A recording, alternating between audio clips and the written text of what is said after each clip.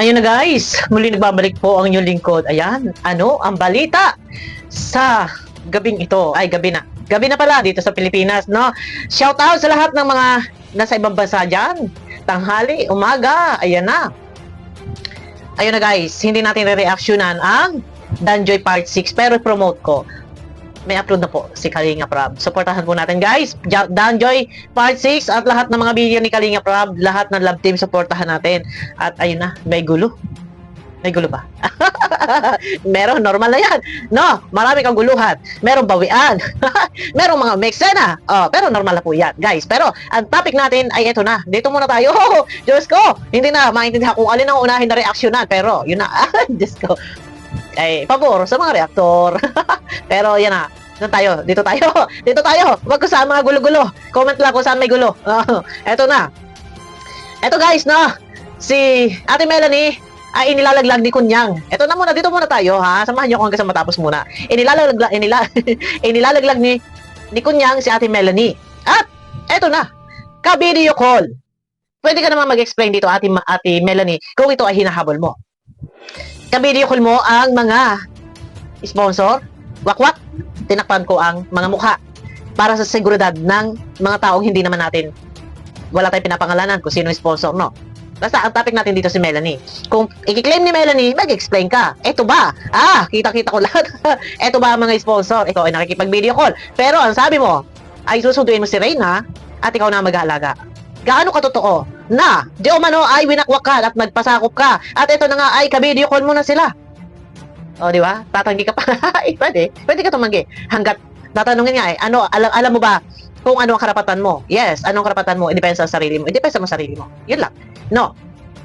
Di umano ay ipagagamot si Reyna. Saan kukuha ng papagamot? Yung baboy. Pero ito na, dito tayo. Kay ano. Ako salita, ay baka walang sound. Patay tayo. O, ito na. Kay Founder Ann, si Kunyang. No, ito na, Nasaan na po yun? Yung sasabihin nila na hindi nawakwak si Reyna ay si Melanie, kalukuhan. Dahil kung ano ang mga ginagawa ninyo na pagsusuhol, sinusuhol din namin yan noon kay Melanie. Ngayon. Dito, mahaba ito, may 2 hours, pero mataparinig ako ng konting video clip. Yun, yung sinasabi daw ni Melanie na hindi siya nagpawakwak. Pero si Founder Anna nagsasabi na kung ano yung ginagawa. Ha? Noon kasi before, nagsusuhol sila kay Ate Melanie. Sinabi na ni Founder Ann na before, yung noon, sinusuhulan na nila si Ate Melanie. So dito pa lang, may suhulan na nagaganap. Ano pa kaya? Ito ha, ibang grupo to. Iba yung grupo yung sa kabila. No, wala tayong babanggitin. Yung mga nagwakwak na di umano'y pababahay si Reyna, and Papa Saint Luke. Ito na, mismo, si Founder Ann ay nagsabi, noon pa man ay sila'y nagsusuhol na. Ano pa kaya itong ibang mga sponsor na di umano'y magpapa Saint Luke at magpapabahay?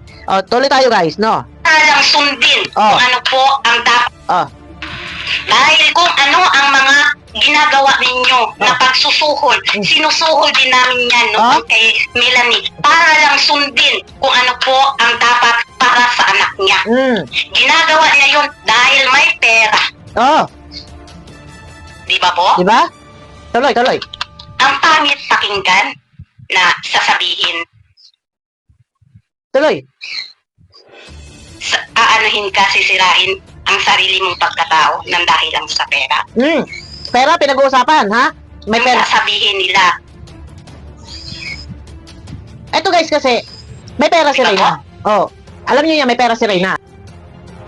Kung yung noon, ayaw mo kunin, ayaw mo alagaan. Dahil hindi mo kaya, ngayon, nagkaka-interest ka, ang pangako, uutang, Papa Saint Luke, or sa baboy. Totoo, mahaba ito kay Kunyang, ha? Mahaba ito. Naiinis kayo kasi nalaman ninyo kung ano ang totoo. Noon, si Rina kinuha ni Tandang Nestor. Nasa GC namin si Melanie. Ayun. Kasama ang isang Noon, kinuha si Reyna ni Lolo Nestor. Nasa GC ka pala. Melanie, team. At ang team ko. At ako. Mm. Umiyak ako sa totoo lang. Dahil kinukuha si Rina ni Tandang Nestor. At ako ang nakausap, kaming lahat ng dalawang team, nakiusap kay Melanie na pupuntahan si Tandang Nestor, kunin si Rina sa Dalanak at ibalik sa Team Kalingap. Mars, wala akong pamasahe. Mars, wala akong ganito. Ano ang ginawa namin? Anong ginawa ng isang team? Tuloy. Di ba po? Tuloy lang. Ay, sorry. Ano ang ginawa ng isang team? Binigyan ka Pinadalhan ka ng pamasahe. Pinadalhan ka ng pangbanding ninyong dalawa para maigala mo din ang anak mo. Pero yung sasabihin mo, kusang loob mo na binigay, ay ginawa na kunin si Rina? Hindi. Yon. Pero kung sasabihin mo daw, Melanie, nakusa loob mo na kinuha si Melanie, si Reyna, hindi. Dahil ang buong katotohanan, gawain nila na ikaw ay suhulan. Noon pa man, ginagawa nila na ikaw ay suhulan nila, Founderan, ano pa kaya kung yung noon, kung itong mga sponsor ay hindi nila gawin sa iyo. Ang lakas na loob mo ngayon na kunin si Reyna, di umano, ay ganito, ganyan, ganon. Sure ka na ikaw lang. Pero ano to, mga video call na to. Katunayan na ikaw talaga ay kasama doon sa group chat. Ayun, aminado. Laglag mahaba to guys, talaga mahaba to, no? Oh. Huwag mo kaming paglulukuhin. Melanie daw, huwag mo paglulukuhin. Sasabihin mo, pwede pa hingi ng load, pwede pa load, pwede pa ganito, pwede pa ano sa merienda. Nagkaparahingi pala ng load, ng ganito, ng merienda. Ako, eto, may hawak nga ako resibo. Mahaba, may hawak ako, totoo guys. May load kay Melanie, may pamasahe, may cash gift, meron pa, Mahal ka namin, minahal ka namin, Melanie, alam mo yan. Tuloy. Pero hindi namin alam, hindi ko alam kung bakit nagkaganon. Dahil ba sa pabahay? Dahil ba sa sasakyan? Dahil ba sa milyon? Yon. Paktay kayo. Minahal ka namin, Melanie, yan ang tandaan mo. Pero pinagpalit mo. Ayun, yun din ang isa sa naiisip ni Founder Ann. Dahil ba sa pabahay? Dahil ba sa pangako may sasakyan yung kotse? Dahil ba sa milyones? Sabi ni Ann. Pero baka maaari na isa yan sa kadahilanan. Kayo guys, ano sa palagay nyo? Pero sa akin maaari isa yan sa kadahilanan kasi mapera. Si Reyna. Pero tandaan po natin ha, si Ate Maylin, sobra siksik-liglig, gumako yung blessings. Nawakwak. Ngayon, back to zero. Ang pera ay panandalian lang po yan. Dumadaan lang sa ating kamay. Ha? Tandaan po natin yan, ha? O, tuloy, ha? Lang, sa hindi mo alam kung ano ang kasiguraduhan para sa pamilya mo. Totoo. Ha? Nasilaw ka, may Ayun. 15,000, may 10,000. Hala ka. Ang lalaki, ha? Naku po, Diyos ko, sabi ko sa inyo, may lagayan, may bigayan, eh. At huwag mo sabihin sa akin na hindi kita pinadalhan sa GCash. Laglagan. Di ba? Hindi ka kikilos kung walang pera. Bakit? Yan ang totoo. Naku, yun naman pala. Yun naman pala. Hindi ka pala kikilos hanggat walang padulas, hanggat walang gas. Siyempre, pag walang gas, hindi tatakbo. Pag walang gas, hindi talaga tatakbo. Ayun na, hindi daw kikilos pag walang lagay. Ay, ayun, tuloy. Tuloy, bilis. Di ba po? Oo. Yun ang katotohanan na hindi ka kikilos pag wala kang perang natatanggap sa mga sponsor ni Rina. Paktay ka, Melanie. Paano to? Huwag mo akong paglulukuhin dahil ikaw mismo, Dali. Ay, sorry. ikaw mismo ang nagbigay ng GCash number mo. Ay! Paktay ka. Hindi naman sana tayo humantong sa ganito na malaman nila kung ano ang totoo. Kung nagsabi ka lang talaga ng totoo, Kalinga Prab, dahil hindi naman pinagdamot sa'yo si Rina eh. Totoo yan. Hindi naman pinagdamot sa'yo si Rina. Totoo. Kalinga Malaga. Prab, Pwedeng dalawin anytime. alayin ko muna si Rina kasi mayroong gusto talaga magpagamot sa kanya, mag-sponsor. Totoo. Malawak ang pangunawa ni Kalinga Prab, malawak. At saka ako'y nagtataka. Anytime naman pwede. Di ba pinapayagan niya na kunin? Sabi nga ni Kuya Bal noon, pwede nang kunin. Kung ipagagamot. Pwede naman eh. Kunin naman si Reyna kung dadalhin sa Saint Luke. Pero bakit nga hindi natuloy yung noon? At ito na.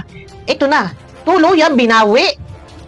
Kasi anytime pwede naman pong kunin si Reyna, dalawin si Reyna, ipagamot dalhin. Kung saan dalhin, namamasyal. Ayun naman pala, ay hindi ka nakakilos. Kilala ka daw ni Founder Ann na hindi ka kikilos hanggat walang lagay. Pwede nga naman kunin. Tama. Ang pangunawa ni Kuya Bal. Totoo. Pero yung sabihin mo na wala ka kasabwat, Oh. walang money involved, meron. Alam mo yan. Alam mo yan, sa sarili mo. O, di ba? Kung ano ang Naglag ka totoo. ngayon, Melanie. Ay, naku, ang haba Kaya nito. dapat hindi ka na lang sana nagsinungaling. Totoo. Magsabi ka na lang sana ng totoo, susuportahan ka pa ng buong supporters ni Rina.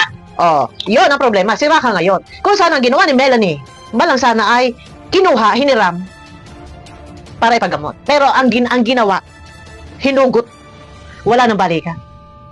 Alalahanin nyo ha, yun ang nangyari kay Lola Damiana. Sobrang sikat, ang dami sponsor. Anong nangyari? Wala. Kay Maylin, ganyan din. Ano nangyari? Wala. Ang sponsor hindi panghabang buhay. Ah? Oh, ngayon, mahaba ito kay Founder Ann. Ha? Sige, tatapusin natin baka bukas kasi mahahaba tayo, malalao tayo, guys. No? Hindi ka pa sana ibabash. Totoo yan. Sana niyakap ka pa na. Yan yung anuhin mo sana sa sarili mo. Wala na. Inisip mo. Pinapalit mo ang mahabang samahan kaysa sa darating na bago lang. Baka nasilaw Dahil kasi. pinangakauan ka, Oh, yun. magkakaroon kayo ng bahay, 3 stories. Yun, paktay tayo. Magkakaroon ka ng sasakyan at kukuhaan kayo ng driver.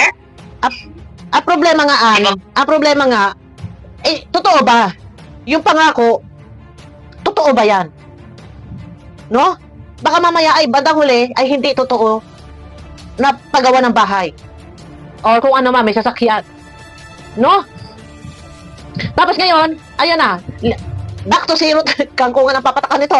Mahaba yung video guys ni Founder Ann. Pwede nyo pupuntahan sa kanyang YouTube channel at panoorin nyo po. 2 hours po ang haba nito. Ayan, 2 hours o 2 hours and 50 minutes. Kulang-kulang na 3 hours. Ay talagang inilaglag na po si Melanie. At sabi niya, ni Founder Ann na talagang hindi si Melanie yung taong agad-agad ay susunod. Susunod kung merong lagay. Kung merong bigay. Laglagan na. Marami po to, marami. Guys, mahaba. Abangan nyo guys, ako sa aking next video po. Mega love shoutout po. Guys, pakiclick naman po na thumbs up. Bye-bye.